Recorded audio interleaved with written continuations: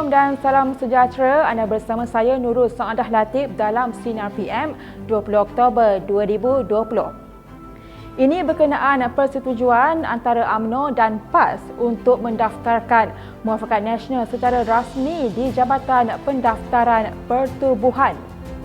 Menerusi kenyataan bersama hari ini, Setiausaha Agung Muafakat Nasional Tan Sri Anwar Musa dan Setiausaha Agungnya Datuk Tauhidin Hassan mereka mengesahkan perkara tersebut. Bagaimanapun setakat ini tidak jelas berkaitan status bersatu dalam gabungan itu dan sama ada penyertaan telah dimuktamadkan. Sebelum ini, Presiden Bersatu Tan Sri Muhyiddin Yassin membayangkan Muafakat Nasional akan menjadi gabungan besar, namun cadangan itu mendapat tentangan daripada beberapa pemimpin UMNO. Pergelutan dalam Perikatan Nasional masih tidak kesudahan. Kali ini Presiden Majlis Belia Negeri Perak Aswanuddin Harifuddin berpendapat kerajaan Perikatan Nasional mungkin tidak lagi dilihat sebagai pembela nasib rakyat. Beliau berkata pada awal penubuhan lalu, kononnya atas semangat muafakat untuk membela nasib rakyat.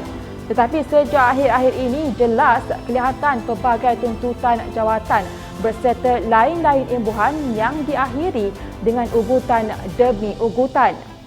Katanya ketidaktentuan yang berlaku sekarang menyebabkan laluan semakin sukar dan berliku ke arah memulihkan kesihatan dan ekonomi rakyat.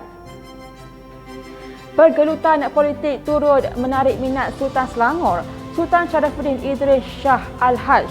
Baginda menzahirkan kebimbangan berhubung kemelut politik negara yang dilihat tiada berkesudahan sehingga menimbulkan keresahan rakyat.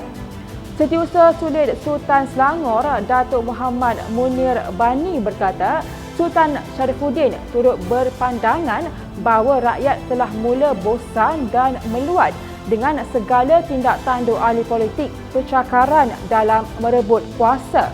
Muhammad Munir berkata, baginda berduka cita kerana kebanyakan ahli-ahli politik seolah-olah tidak mempedulikan langsung masalah dan kesusahan rakyat yang terkesan akibat COVID-19. Kita beralih ke perkembangan gangguan air di Selangor. Ketua Pengarah Jabatan Alam Sekitar Nordin Jaafar mendedahkan punca air berwarna hitam serta berbau di sebuah kolam takungan banjir dan Sungai Langat Selangor bukan daripada influen dilepaskan oleh kilang. Beliau berkata punca itu adalah akibat limpahan air bukan najis dan kumbahan rumah kongsi pada Ogos tahun ini. Jelasnya efluen perindustrian daripada kilang memproses kertas terpakai dirawat dalam sistem pengolahan efluen perindustrian dan sampai efluen yang diambil oleh JAS pada 17 Oktober lepas adalah jernih dan tidak berbau.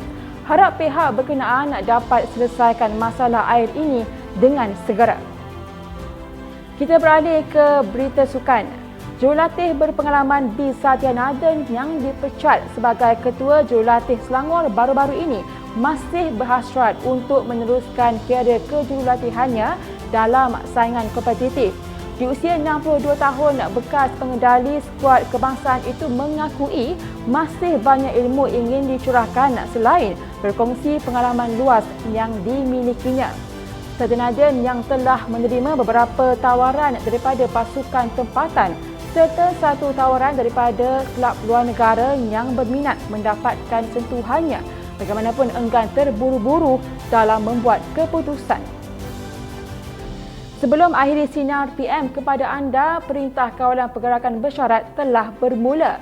Persiapkan tahap keselamatan, nantikan peletup muka keluaran Karangkraf Medicare yang dijamin suci dan bersih pembuatannya.